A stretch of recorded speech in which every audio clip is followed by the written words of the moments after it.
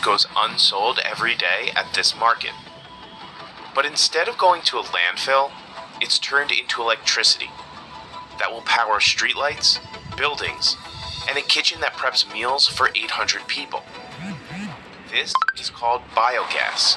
It's plentiful, it's low-tech, and experts say it burns cleaner than any fossil fuel. So why can't we make energy from the 1.3 billion tons of food that gets thrown out every year? We visited the Bonpali market in Hyderabad, India to find out.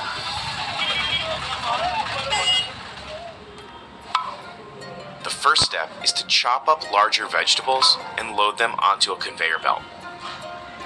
Some of the vegetables are spoiled. Others are thrown away because it costs farmers too much to transport them back home. वो सड़ जाएगा, फायदा क्या भी नहीं है तरकारी में, उसके लिए वो भी बायोगैस प्लांट के लिए यूज कर ले रहा. The conveyor belt carries the material to a shredder, which further breaks down the food into smaller, more uniform particles. In a single day, it handles the same amount of vegetables that 150 Indians eat in a year.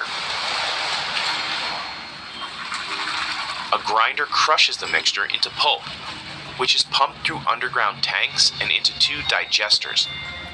So anaerobic digesters basically have bacteria which operate in the absence of oxygen, or anaerobic bacteria, and they actually eat essentially the food waste that we are putting in there and give out methane and carbon dioxide. Any organic materials emit these planet-warming gases as they decompose. But the massive amount of food waste makes landfills the third largest source of human-caused methane emissions, just behind fossil fuels and agriculture. Burning biogas to make electricity is a way to harvest those gases before they enter the atmosphere.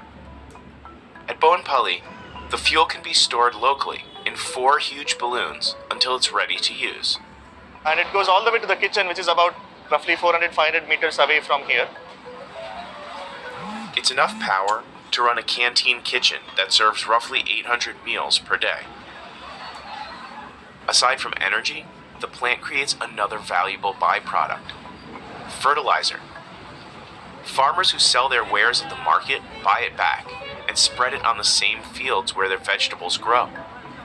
By using this fertilizer, their soils are also getting better, their crop yields are better, and their crops are being sold at higher cost, because organic vegetables and all very costly nowadays, organic rice and all these things. Dr. Rao, a scientist on the project, is already building 5 more plants around the city. And it isn't limited to vegetables.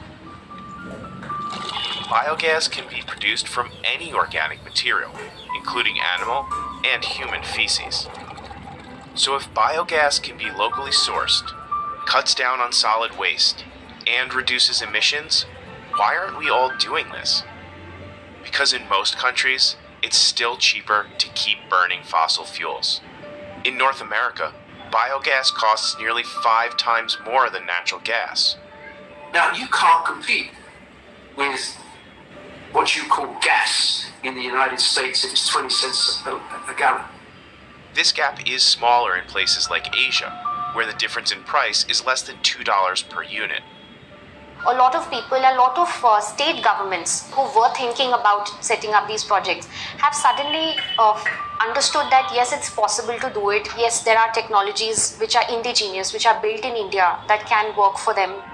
The world's biggest biogas plant was recently built in Denmark, and new facilities are being built elsewhere in Europe and Africa. An Israeli company sells a product to make biogas in your backyard. Biogas will never replace natural gas. There's just not enough waste to keep up with the demand for electricity. But it does something that natural gas can't. It helps reduce landfill waste. And it's a huge missed opportunity in the United States, which throws out between 30 and 40% of all food.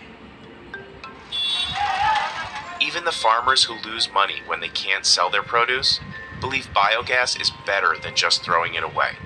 सड़ गया है तो माल बेच देना पड़ता. क्या करते? नहीं बेचते, हम डालते. उसमें वेस्टेज में वो अच्छा काम कर रहा हो. And the engineers on the Bonpali project are hopeful that its success will inspire others. So these projects have to happen, for us to make life more sustainable, not just for ourselves, but for, let's say, in 20 years or 10 years down the line, the scenario needs to be a little better.